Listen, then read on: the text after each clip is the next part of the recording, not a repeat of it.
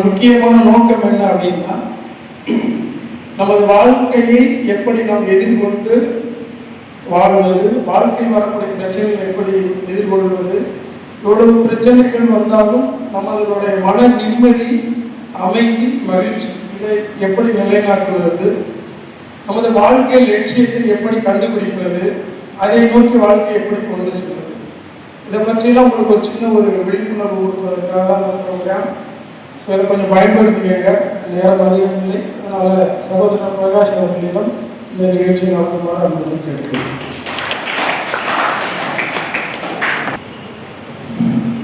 அனைவருக்கும் மதிய வணக்கம். நார்மலாக ஒரு கல்யாணத்துக்கு போனோம்னா மொழி எழுதிட்டு அப்புறம் சாப்பிடுவோம். இன்னும் முதல்ல சாப்பாடு போட்டாச்சு. மொழி எழுதுறதுன்றது நான் பேசுறது, சாப்பாடு போடுறதுன்றது உங்களுடைய தியான பயிற்சி. போன ஸ்கூலில் நாங்கள் செஷன் முடியறதுனால முதலே உங்களுக்கு சாப்பாடு போட்டாச்சு. அதனால என்ன சாப்பாடு போடுறோன்றது மொழி மூலமாக மெய்யை வளர்த்தது என்னோட வேலை. எவ்வளோ பேருக்கு இங்கே படம் பார்க்குற பழக்கம் உண்டு? தைரியமாக கை கொடுங்க. ரெக்கார்டிங்லாம் பண்ணலாம். சினிமா படம்லாம் ஒத்துருந்தா யார் படம் பார்க்குறீங்க? பார்ப்போம், சொல்ல மாட்டோம். ஓடிடியில் தியேட்டர்லாம் போகணும். மொபைலில் எவ்வளோ பேருக்கு உங்களுடைய வாழ்க்கை ஒரு திரைப்படம் போன்றது என்பது உங்களுக்கு தெரியும். ஒரு படம்னு சொல்லி எடுத்தீங்கன்னா ஒரு கதை, ஒரு திரைக்கதை, ஒரு வசனம், ஒரு பாட்டு, ஒரு நல்ல இயக்கம், இதெல்லாம் சேர்ந்து இதில் முக்கியமாக பார்த்தீங்கன்னா ஒரு சென்ட்ரல் கேரக்டர், ப்ரோட்டகனிஸ்ட் இல்லை ஹீரோன்னு சொல்லுவாங்க. அதுக்கப்புறம் ஆன்டகனிஸ்ட் ஒரு வில்லன், அதுக்கப்புறம் கொஞ்சம் காமெடி, கொஞ்சம் ஹீரோயின், ஒரு ஃபைட்டு, இது எல்லாமே சேர்ந்தது ஒரு கதை. இதை நம்ம தியேட்டரில் பார்த்து கை தட்டணும். ஒரு படம் 2 மணி நேரம் வெள்ளித்திரையில் ஓடுகிறது என்றால் அதை எடுப்பதற்கு 2-3 வருடம் கூட சில நேரத்தில் ஆகும். திரைப்படத்துறையை சார்ந்த பல பேரை எனக்கு பர்சனலாக தெரியும், எப்படி படம் எடுக்கிறாங்க, அதுக்கு பின்னாடி என்ன இருக்குது, என்ன. நம்ம இந்த படத்தை பார்க்கும் பொழுது நம்மளாம் பார்த்தீங்கன்னா இந்த ஹீரோ மேலே நமக்கு ஒரு லைஃப் உண்டு. அவர் வாழ்க்கையில் ஜெயிக்கிறார். ஒரு 4-5 வருஷத்துக்கு முன்னாடி ஒரு படம் வந்தது, மக்கள் ஏன் படம் பார்க்கிறார்கள்ன்றதை வச்சு ஒரு படம். அதில் எப்படி ஒரு கேரக்டர் அந்த ஹீரோவோட ரிலேட் பண்ணுறான், அதன் மூலமாக அவனுக்கு எப்படி வாழ்க்கையில் அவன் சந்தோஷமாக இருக்கான்றதை வச்சு ஒரு மையக்கருத்தை வச்சு பாருங்க. இதை போன்று உங்க வாழ்க்கையில் நீங்கள் பல இடங்களில் அந்த படத்தில் ஹீரோவை பார்க்கும்போது இது மாதிரி நம்ம இருக்கணும் அப்படின்ற ஒரு எண்ணம் எல்லாம் தப்பு இல்லை. ஆனால் எவ்வளோ பேருக்கு உங்களுக்கு தெரியும், ஒரு சினிமாவில் உங்கள் மனசில் நீங்கள் எந்த கதாநாயகனோட யோசிச்சு, அந்த காலமோ இந்த காலமோ சமகாலமோ, இவர்கள் யாராலையுமே ஒரு வரி கூட சொந்தமாக கொஞ்சம் மாற்றலாம். வேற விஷயம், அந்த ஸ்கிரிப்ட் எழுதி டைரக்டர் என்ன சொல்றாரோ அதெல்லாம் அவங்க நடிச்சாங்க. அந்த இடத்துல ஃபைட் ப்ரோக்ராம், டான்ஸு, கிளைமேக்ஸில் ஒரு சீனு, ஆன்டி கிளைமேக்ஸில் இல்லை ஹீரோ தோக்குற மாதிரி எதுவாக இருந்தாலும் திரையில் நம்ம யாரை பார்த்து நம்ம உற்சாகம் அடைகிறோமோ, யாரை பார்த்து நம்ம கை தட்டுகிறோமோ அவர் அந்த படத்தின் உண்மையான கதாநாயகர் அல்ல.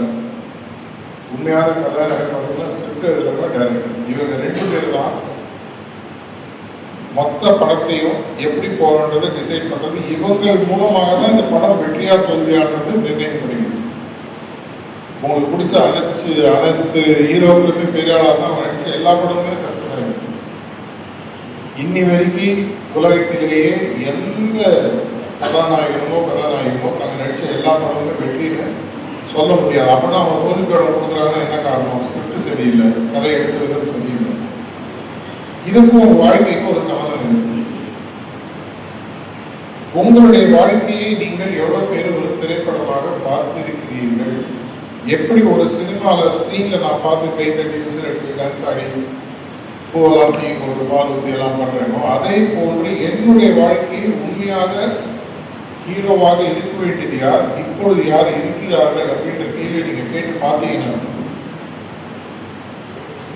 உங்களுடைய வாழ்க்கையில இன்னைக்கு நீங்க நிஜமாகவே ஹீரோவா இல்லை நீங்க யாரும் இதில் ஸ்கிரிப்டை நீங்க லைஃபா வாழ்ந்துட்டு இருக்கீங்களா அப்படின்ற ஒரு கேள்வியை நீங்களே கேட்டு லட்சக்கணக்கான மாணவர்களை பல வருடங்களாக பல இடங்களை பார்த்து பேசி பழகி அவங்களோட கேள்வி பதில் சொல்லலாம் பழக்கம் இருக்கு.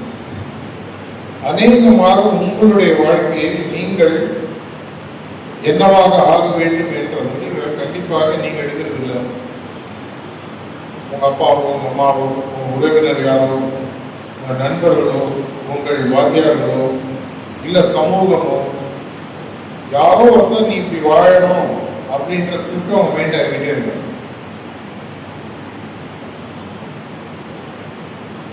இந்த பொம்மலாட்டம்னு சொல்லி பார்த்துருப்பீங்க. திரையில காட்டுவாங்க, அந்த பொம்மைகளோட ஆடும், அதன் மூலமாக ஒரு கதை சொல்லப்படும். அந்த பொம்மலாட்டத்துல பார்த்தீங்கன்னா மேல ஒரு சூத்திரதாரி இருக்கார், அவர் தான் அந்த கயிறுகளை நகர்த்திருக்கார். அவர் நகர்த்துறபடிதான் அந்த கேரக்டர்ஸ் ஆடும், வசனம் பேசும். இது எப்ப எனக்கு உண்மையாக புரிகிறதோ அப்ப எனக்கு தெரியும் இவ்வளவு நாளா என்னுடைய வாழ்க்கையை யாருடைய ஸ்கிரிப்ட் படியோ நான் வாழ்ந்துட்டு இருக்கேன். இதுல உங்களுக்கு ரெண்டு சாய்ஸ் இருக்கு. சார் யாரோ போட்ட ஸ்கிரிப்ட் எங்க அப்பாவோ எங்க அம்மாவோ எங்க உறவினரோ இந்த சமூகமோ அந்த ஸ்கிரிப்ட் எனக்கு பிடிச்சிருக்கு சார், அது உங்களுடைய இஷ்டம். அதுபடி நீங்க வாழ்வதில் எந்த விதமான பிரச்சனையும் இல்லை. இல்லைங்க இந்த ஸ்கிரிப்ட் கொஞ்சம் பெட்டரா இருந்தால் நல்லா இருக்கும். ஒரு படத்துல இந்த 2-2.5 மணி நேரம் பேசி கிளைமேக்ஸ்ல கை தட்டு பொழுது ஒரு ஹீரோ ஏதோ சாதிச்சிருப்பாரு, ஜெயிச்சிருப்பாரு, ஏதோ ஒன்று நடந்திருக்கும். இதை போன்று என்னுடைய வாழ்க்கையில் இப்ப நீங்க எல்லாருமே காலேஜ் இருக்கீங்க இல்லையா, அது முடியும் பொழுது மேல் படிப்பு போகலாம், இல்ல ஒரு இடத்துல வேலைக்கு போகலாம், இல்ல சொந்தமாக தொழில் ஆரம்பிக்கலாம், இல்ல விளையாட்டு துறையில போகலாம், இல்லை ஆர்ட்ஸ் லைன்ல போகலாம், மியூசிக் லைன்ல போகலாம், எவ்வளவு விஷயங்கள் இருக்கு. இந்த முடிவை இன்று யார் எடுக்கிறார்கள்? நீங்கள் தான் எடுக்கிறீர்களா இல்லை யாரோ எடுக்கிறாங்களா? இது உங்களுக்கு ஓகேவா?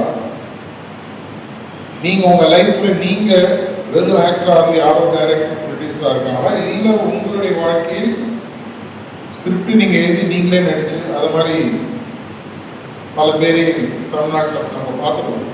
அவரே பாட்டு எழுதி அவரே படம் எழுதி அவரே ப்ரொடியூஸ் பண்ணி நடிக்கிறவங்க நிறைய பேர் இருந்திருக்காங்க அந்த காலத்துல இந்த காலம் வரைக்கும்.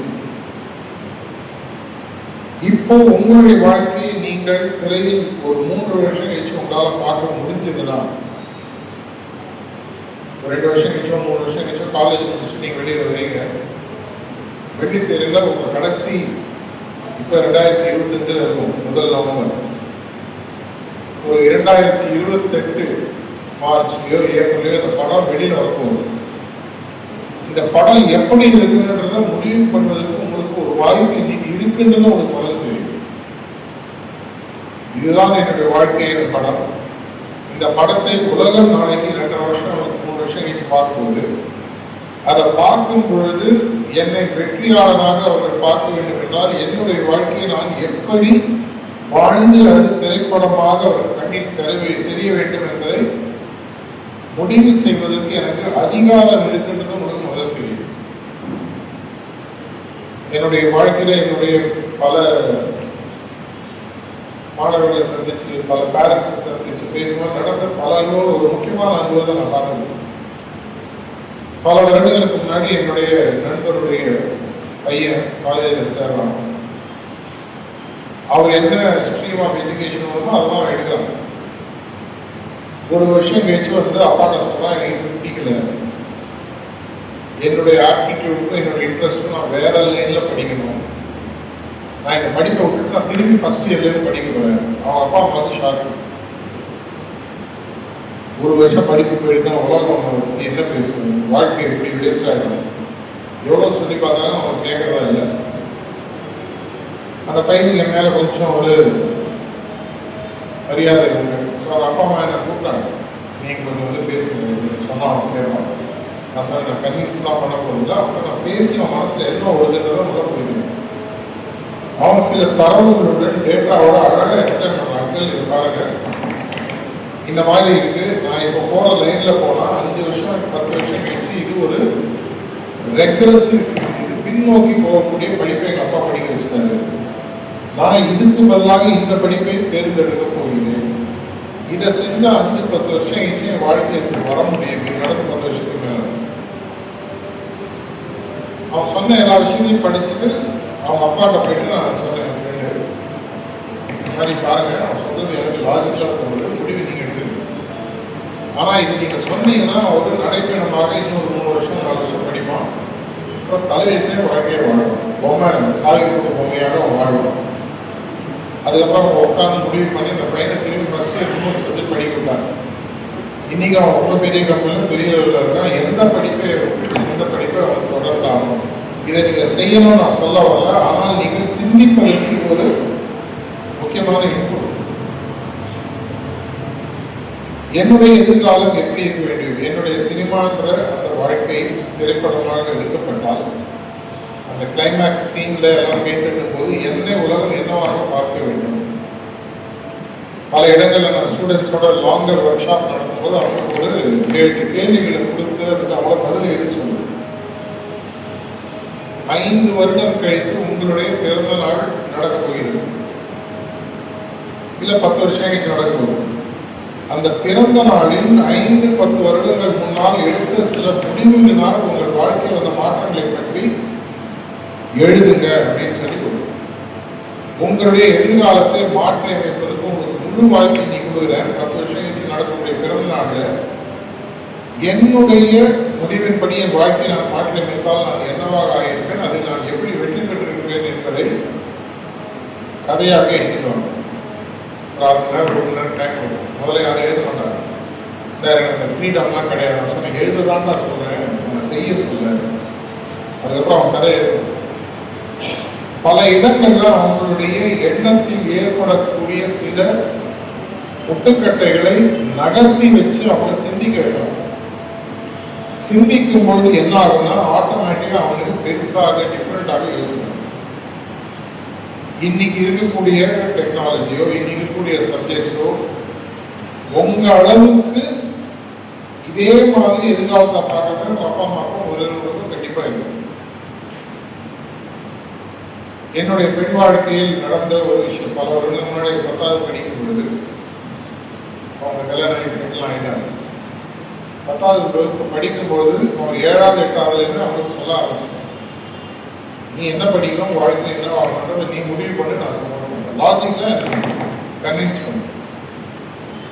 10வது அவர் கிட்டத்தட்ட ஒரு 98% மேலே வாங்கினாங்க.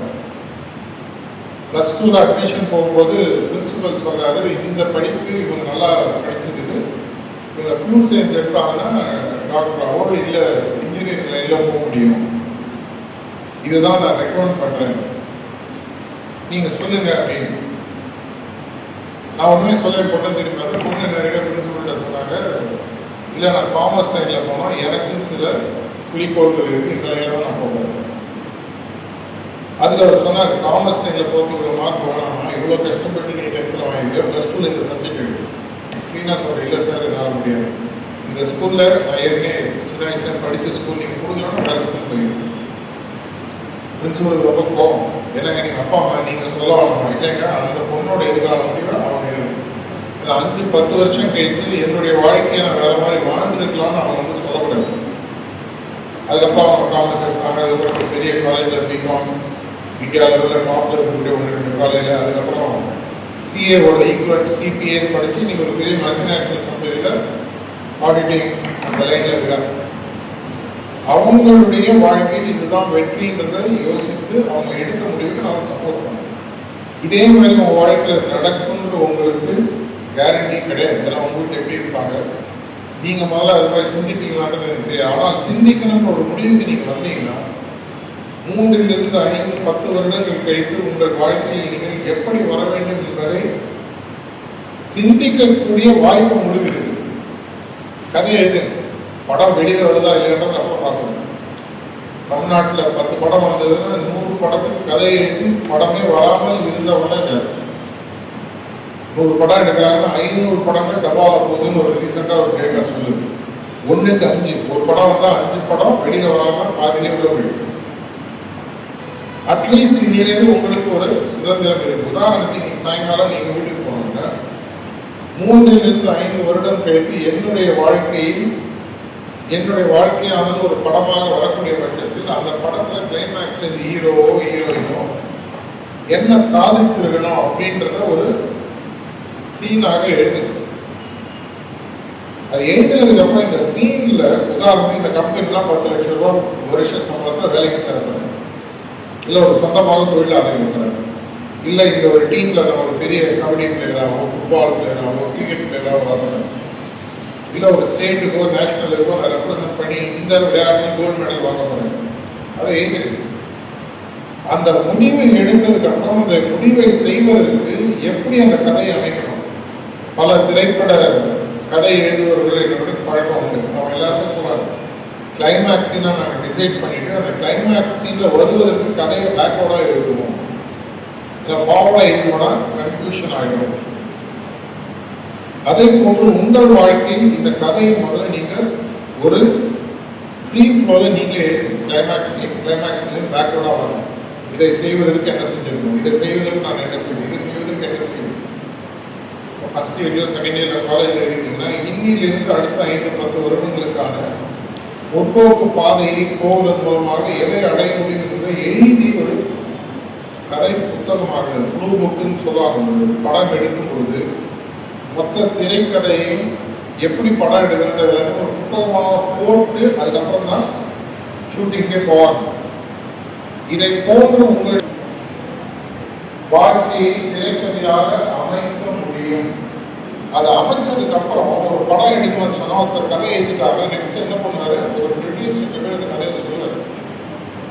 உங்களோட ப்ரொடியூசர் யாரும் அவங்க அப்பா அம்மா, அப்பா இந்த கதையை எழுதிங்க வாழ்க்கையை பற்றி கொஞ்சம் படிச்சு பாருங்க நல்லா இருக்கும். அவங்க சில இன்புட்ஸ் கொடுக்கலாம், ஒத்துக்காம இருக்கலாம், நீங்க அவங்களோட லாஜிக்கெல்லாம் பேசலாம். இது பியூரா அவங்க வாழ்க்கை சம்பந்தப்பட்ட கதை தான். காதல் கதையோ அடிதடி கதையோ நம்ம சொல்ல வரும். உங்கள் வாழ்க்கையின் கதை திரைப்படமாக வருகிறது. இன்னைக்கு நம்ம பார்க்கக்கூடிய பல பயோகிராஃபி, ராமாயணம் பார்த்தீங்கன்னா ராமனுடைய பயோகிராஃபி இல்லையா, மகாபாரதம் பார்த்தீங்கன்னா கௌதமர்கள் பாண்டவர்களோட பயோகிராஃபியை கதையே அவபத்தில் எழுதி அதன் படமாக நம்ம பார்க்கணும். இதை போன்று உங்கள் வாழ்க்கையில் நடந்த ஏதாவது ஒரு பெரிய வெற்றி, அது கொஞ்சம் ட்ராமாட்டிக்காக படம் எடுக்கணும். வேற விஷயம் உங்களால் எழுத முடிஞ்சதுன்னு சொன்னால் உங்க ப்ரொடியூசரோட ஃபினான்ஷியல் ப்ரொடியூசர் உங்கள் லைஃப்பில் ஒருத்தர் ரெண்டுமே அப்பா அம்மா தான் இருக்காங்க. அவங்க கிட்ட பேசுங்க, என்னோட வாழ்க்கையை நான் அதை சாதிக்கணும்னு ஆசைப்படுறேன், சாதிக்க போகிறேன். அப்பா அம்மாவுக்கு எங்கே டவுட் வரும், பையனோ என் பொண்ணோ ரொம்ப பெருசாக யோசிக்கிறான், இதனால் இதை செய்ய முடியாது. செய்ய முடியுன்றதுக்கான லாஜிக்கலான ஒரு கதை, ஒரு தயாரிப்பாளர் ஒரு கதை எழுதுபவர் எப்படி கன்வின்ஸ் பண்ணுறாருன்னா, இப்படி படத்தை எடுத்துட்டு போய் இப்படி போய் மக்களோட கனெக்ட் பண்ணால் மக்களுக்கு இந்த படம் பிடிக்கும், அதன் மூலமாக படம் நல்லா ஓடுன்னு சொல்லுவார்.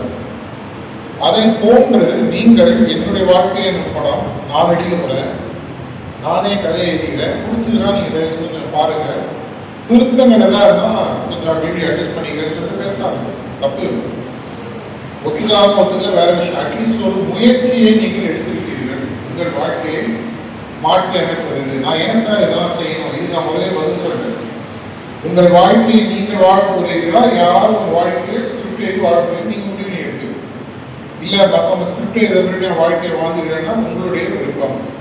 இல்லை எனக்கு என்னுடைய வாழ்க்கையை நான் மாற்றி அமைக்க வேண்டும் என்ற ஆசை இருக்கிறது, கதையாக முதல்ல எழுதுகிறேன். இஸ்ரோவில் ராக்கெட் விடுறாங்கன்னா முதல்ல சிமுலேஷனில் ராக்கெட் விடுவாங்க, அது சிஸ்டமில் போட்டு அதுக்கான 3D ப்ரொஜெக்ஷன் போட்டு எல்லாத்தையும் பார்த்து ஃபைனலாக தான் ராக்கெட் பட்டன் ப்ரெஸ் பண்ணி மேலே போகும். ராக்கெட் விடணும் முடிவு பண்ணணும் மறுநாள் எங்கிட்ட அமுக்க மாட்டாங்க, அப்படி விட்டாங்கன்னா நேராக போய் அது கடலில் தான் போயிடும். இதே மாதிரி உங்களுடைய வாழ்க்கையிலும் ராக்கெட் லான்ச்சை நீங்கள் ஒரு கதையாக ஸ்கிரிப்டாக எழுதி மைண்டில் சிமுலேட் பண்ணுங்க. இதை நீங்க செய்ய ஆரம்பிக்கும் போது என்ன நடக்கும், உங்களை பற்றி பல புரிதல்கள் உங்களுக்கு வரும். இவ்வளவு நாளா நான் என்னுடைய வாழ்க்கையை எப்படி வாழ்றதை யோசிக்காம வாழ்ந்துட்டேன், இனிமேல் என்னுடைய வாழ்க்கையை இன்னும் கொஞ்சம் பெட்டரா வாழன்ற ஆசை எனக்கு இருக்குது. இல்லை சார் நான் அவ்வளோ படிக்கல, நான் பெரிய பணக்காரன் இல்லை, நான் இந்த இனத்திலேருந்து வரல, இந்த மதத்திலேருந்து வரல, அதெல்லாம் மனிதனுக்கு வாழ்க்கையில் வெற்றி பெறுவதற்கு அது சம்மந்தமே இல்லாத முதல் புரிஞ்சு. வாழ்க்கையில் வெற்றி பெற்றவர்களுடைய சரித்திரங்களை படிச்சு பார்த்தீங்கன்னா பல வெற்றியாளர்கள் தலைமட்டத்திலிருந்து வேலை வந்தாங்க. இன்னைக்கு வாழ்க்கையில் இருக்கக்கூடிய நீங்க ஃபாரினாக இருக்கட்டும், இந்தியா இருக்கட்டும், பல வெற்றியாளர்களுடைய கதையை போய் பார்த்தீங்கன்னா ரொம்ப ரொம்ப ரொம்ப சுமாரான பேக்ரவுண்டு மேலே வந்தவங்களா இருக்கும். ஆனால் அவங்களுடைய மனதில் அவங்களுடைய வாழ்க்கையை பற்றி ஒரு கதை இருக்கும். அந்த கதையை நோக்கி தன்னுடைய வாழ்க்கையை அமைத்துக் கொள்ளக்கூடிய அவங்களுக்கு ஒரு தைரியம் இருக்கும். இது இரண்டையும் உங்களுக்கு கொடுக்கக்கூடிய பயிற்சி தான் நீங்கள் முன்னாடி நான் சொன்ன மாதிரி மொழி எழுதினாங்க இல்லையா, கல்யாண சாப்பாடு. இந்த கல்யாண சாப்பாடுன்றது என்ன? உங்களுடைய மனதையும் உங்களுடைய உணர்வுகளையும் உங்களுடைய கட்டுப்பாடில் கொடுப்பது. என்னுடைய எண்ணங்கள் நான் சொல்லபடி கேட்க ஆரம்பிக்கும் பொழுது என்னுடைய வாழ்க்கையில் ஒரு சிந்தனை தெளிவு வருகிறது. என் வாழ்க்கையில் நான் எதை நோக்கி போக வேண்டும் என்ற ஒரு பக்குவம் வருகிறது. அதை நோக்கி செல்லும் பொழுது வரக்கூடிய உணர்வு சார்ந்த விஷயங்களை கையாளக்கூடிய திறமைகளை நான் வளர்த்துக் கொள்கிறேன். இதை இரண்டையும் செய்வதற்குரிய பயிற்சியை தான் நீங்கள் நான் வரதுக்கு முன்னாடியே நீங்கள் முதல்ல ப்ராக்டிஸ் பண்ணிட்டீங்க. தியானம் இதை தொடர்ந்து சுத்திகரிக்கின்ற ஒரு விஷயம். தியானம் என்பது உங்களுடைய மனதை ஒருநிலைப்படுத்தக்கூடிய ஒரு விஷயம். எதற்காக ஒருநிலைப்படுத்தணும்? பிசிக்ஸ்ல அந்த காலத்தில் ஸ்கூல்ல ஒரு எக்ஸ்பெரிமெண்ட் நீங்க பார்த்துருப்பீங்க. டீச்சர் கையில கொஞ்சம் பஞ்சை கொடுத்துட்டு சூரியன்கிட்ட காட்ட சொல்லுவாங்க. எவ்வளவு நேரம் காட்டாலும் மிஞ்சி போனால் பஞ்சு கொஞ்சம் சூடாகும். ஆனா அதுவே ஒரு சின்னதாக ஒரு பூத கண்ணாடியை நடுவில் இன்ட்ரடியூஸ் பண்ணி மேக்னிஃபைங் கிளாஸ் இன்ட்ரடியூஸ் பண்ணீங்கன்னா ஒரு பர்டிகுலர் ஆங்கிள் ஃபோக்கஸ் ஆகி பஞ்சு ஜஸ்ட் லைக் பார்த்தீங்க. அதுல என்ன பண்றீங்க? தெரிந்து எல்லா இடத்திலையும் செல்லக்கூடிய அந்த சூரிய ஒளியை குழும செய்து ஃபோக்கஸ்டா ஒரு இடத்துல கொண்டு வரும்போது பார்த்தீங்க. இதேதான் தியானத்தில் நடக்குது. உங்களுடைய அட்டென்ஷனை ஒரே ஒரு சிந்தனையை கொண்டு வரக்கூடிய ஒரு பெரிய ஒரு கருவி தியானம். என் மைண்டில் நான் வெற்றியாளராக வர வேண்டும் என்றால் அந்த வெற்றியை பற்றிய தொடர்ச்சியாக சிந்தனையை வைத்துக் கொள்ளக்கூடிய பக்குவத்தை இருக்கிறது. அதை நோக்கி நான் செல்லும் போது வரக்கூடிய பல பிரச்சனைகளை சமாளிக்கக்கூடிய திறனை சுத்திகரிக்கின்ற ஒரு விஷயம் நாளைக்கு உங்களுக்கு சொல்லிக் கொடுக்கிறேன். இதை நோக்கி செல்லும் பொழுது இந்த இரண்டு பயிற்சிகளையும் நான் தொடர்ச்சியாக செய்யும் பொழுது என் வாழ்க்கையில் என்ன நடக்கிறது அப்படின்னு சொல்லி பார்த்தீங்கன்னா என்னுடைய வாழ்க்கையில் ஒரு குறிக்கோள் தெளிவு வர ஆரம்பிக்கிறது. இப்ப நீங்க ஒரு விஷயத்தை இப்போ நேரம் பார்த்துட்டே இருந்தீங்கன்னா சைட்ல இருக்கிறது எதுவும் உங்க மைண்ட்ல தெரியாது. இப்ப நான் பேசுறேன், நீங்க நேரம் பார்த்துட்டீங்க, உங்க மைண்ட்ல அநேகமாக வேற எண்ணங்கள் வராது. என்னதான் பாக்குறீங்க, நான் பேசக்கூடிய விஷயங்கள் காதல இறங்கிட்டு இருக்கு, சிந்தனைகள் ஓடிட்டு இருக்கு. இப்ப வெளியில நடக்கக்கூடிய பல விஷயங்கள் உங்களுக்கு தெரியாது. நான் பேசுறது நினைச்சிட்டா அதெல்லாம் கேட்க ஆரம்பிக்கும். இதை போன்ற ஒரு மோன நிலை, தவ நிலைக்கு நீங்க மெதுவாக போகாது. உங்க சிந்தனைகள் நீங்க எங்க வைக்கிறீங்களோ அப்படியே நிற்கும். அப்படி நிற்கும் போது என்ன ஆகும்? உங்களுடைய எண்ணங்கள்ல நிறைய தெளிவு வரும். என் வாழ்க்கையில் நான் சாதிக்கணுமா இல்ல மற்றவர்கள் சாதனை என்று சொல்வதை நான் வாழ வேண்டுமான்ற முடிவு எடுக்கக்கூடிய பக்குவம் வரும். எந்த முடிவு எடுத்தாலும் நீங்க சிந்திச்சு எடுங்க. இல்லைங்க, என்ன எங்க அப்பா அம்மா கஷ்டப்பட்டு வளர்த்துருக்காங்க, அவங்க சொல்றபடி நான் வாழறேன், தப்பே அப்படிதான் நான்லாம் வாழ்ந்தேன். ஏன்னா எனக்கு இது மாதிரி யாரும் சொல்லி கொடுக்கல. இல்லைங்க, என்னோட வாழ்க்கையை நான் இப்படி மாற்றி அமைக்கிறேன்னு நினைக்கிறேன். ஆனா நான் ஒரு மரியாதையுடன் என்னுடைய அப்பா அம்மாட்ட போயிட்டு நான் பேசுறேன், இதுதான் என்னுடைய வாழ்க்கை, இப்படி போயிட்டு இருக்கு. இந்த ட்ரெஜெக்டரின்னு சொல்லுவாங்க ராக்கெட் போகும்போது, அதை லேசாக மாற்றுவதன் மூலமாக என் வாழ்க்கையை நான் இங்கே கொண்டு செல்ல வேண்டும் என்று நினைக்கிறேன். இதை பத்தி நான் உங்கள்கிட்ட பேசுறேன். இது ஒரு நாள் சால்வ் ஆகாது. ஞாபகம் ஒரே நாளை ஒத்துட்டு நாளைக்கே ராக்கெட் லான்ச் பண்ணும்போது ஒரு வாரம், 10 நாள், ஒரு மாசம், ஒரு வருஷம் கூட ஆகலாம். மெதுவாக மெதுவாக மெதுவாக, அதனால சொல்றாங்க தண்ணி ஓட ஓட ஓட எப்பேற்பட்ட கல்லா இருந்தாலும் கரைஞ்சிடும். ஒரு சொட்டு தண்ணி தொடர்ச்சியாக கல்லின் மேல் ஓட ஓட ஓட அது கூட கரைஞ்சிடும். உங்களுடைய சிந்தனையின் தெளிவு இருந்து எதிர்காலத்தில் நேர்மறை எண்ணங்கள் சரியாக இருந்து உங்கள் வாழ்க்கையில் இப்ப நீங்க போற பாதையோட ஒரு பெரிய பாதையில போய் நீங்க பெரிய வெற்றியை சந்திக்க முடியுன்ற நம்பிக்கை உங்களுக்கு கொஞ்சமாவது இருந்ததுன்னா உங்களுடைய வாழ்க்கையை ஒரு திரைப்படமாக பார்க்காது. திரைப்படம் படத்துக்கு வருவதற்கு முன்னால் முதல்ல பேப்பர்ல எழுதப்படுகிறது. அதுக்கு டம்மி ஷாட்ஸ்லாம் வச்சு செக் பண்ணுவாங்க, இந்த படம் எப்படி இருக்கு. அதை என்ன பண்ணுவாங்க, ஸ்டோரி போர்டுன்னு சொல்லி எழுதி பார்ப்பாங்க. இப்படிலாம் வந்தால் இந்த படம் எப்படி இருக்கும். அதுக்கப்புறம் இந்த படம் பார்க்கக்கூடிய சில பேர்கிட்ட பேசி பார்ப்பாங்க, இப்படிதான் நாங்கள் படம் எடுக்க போகிறோம், இந்த படம் உங்களுக்கு பிடிச்சிருக்கா, பார்ப்பவர்களுடைய ஃபீட்பேக் இதெல்லாம் நல்லா இருக்குன்னா அதுக்கப்புறம் படம் எடுப்போம். இந்த மீனிங்லெஸ் நேரத்தில் படம் ஃபெயிலியர் ஆகும். இந்த ஒரு வாய்ப்பு உங்களுக்கு இன்னைக்கு உங்களுக்கு கொடுக்கப்பட்டிருக்கிறது. உங்களுடைய சிந்தனை தெளிவும் உங்களுடைய மனதில் வரக்கூடிய பிரச்சனைகளுக்கான உணர்வுகளை சுத்திகரிப்பின் மூலம் ஆளக்கூடிய விஷயத்தை உங்களுக்கு இனி கொடுக்கப்பட்டிருக்கிறது. இதன் மூலமாக உங்களுடைய வாழ்க்கையின் திரைப்படத்தை இன்றிலிருந்து யார் எழுத வேண்டும் என்ற முடிவை எடுக்க வேண்டிய ஒரு காலகட்டத்தை நீங்க அது இனியே எடுக்கிறது. நான் முதலே சொன்ன மாதிரி இன்னும் 2 நிமிஷத்துல நான் முடிச்சுட்டு கேள்வி பதில் எடுத்துக்கிறேன். என்னுடைய வாழ்க்கையை நானே வாழணுமா இல்லை இப்ப போறபடி போடணுமா, அந்த முடிவை முதல்ல எடுக்கணும். இல்லைங்க நல்லா தான் இருக்கு, ஒரு நாள் ஒரு வாரம் யோசிக்கணும். இல்லை கொஞ்சம் வாழ்க்கையை இன்னும் கொஞ்சம் மாற்றி அமைக்கணும்னு எனக்கு ஆசை இருக்கும். இந்த படிப்பு படிச்சு இந்த வேலையை செய்யணும், இந்த தொழில் ஆரம்பிக்கணும், இல்லை இந்த விளையாட்டு துறையிலையோ அறிவியல் துறையிலையோ விளையாட்டு துறையிலையோ போகணும் அப்படின்னு தோணுதுன்னா அதை பற்றி சிந்தித்து உங்கள் அப்பா அம்மாட்டையோ உங்கள் ரிலேஷன்லையோ உங்கள் ஸ்கூல் டீச்சர்ட்டையோ காலேஜ் டீச்சர்ட்டையோ உங்கள் ஃப்ரெண்ட்ஸ்லையோ பேசி ஃபீட்பேக் எடுக்கணும்.